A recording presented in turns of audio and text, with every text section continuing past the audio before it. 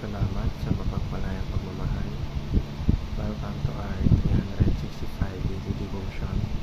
Ako po si Alexander Gomez from Batch 3. At ang topic po na tatalakay natin ngayon ay praying with conviction. Ngayon po ang ating pag-aaralan ay tungkol sa Daniel chapter 6 verse 10 to 22. At buksan po natin ang ating pusong isip sa magandang salita ng Diyos. Sabi dito na, now when Daniel learned that the decree had been published, he went home to his upstairs room where the windows opened toward Jerusalem. 3 times a day he got down on his knees and prayed, giving thanks to his God just as he had done before.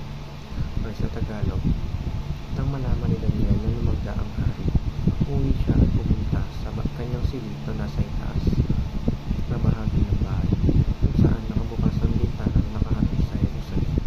Doon lumuhod siya at nanalangin at nagpasalamat sa kanyang Diyos 3 beses sa isang araw ayon sa kanyang nakaugalian.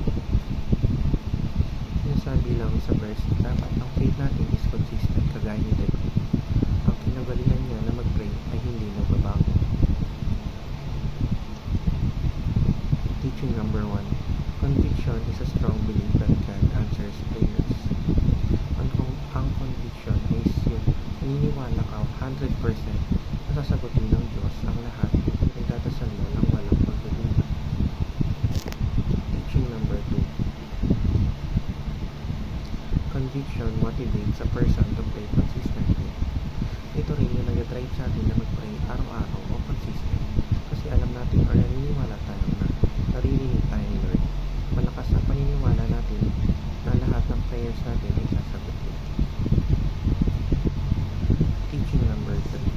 Conviction is rooted in a deep relationship with God. Ang huling katuroan ay nagkakaroon tayo ng conviction pag ang relasyon natin sa Panginoon ay malalim na sapagkat kilala na natin siya. Application number 1. Pray with a strong sense of God's presence.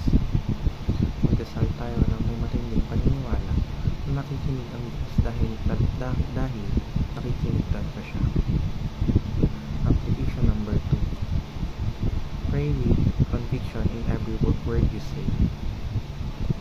Sa lahat ng salita na bibitawan natin sa prayer ay dapat matindi ang paniniwala natin or with conviction na hindi tayo bibiguin ng Lord. Application number 3. Pray with a consistent pursuit of intimacy with God.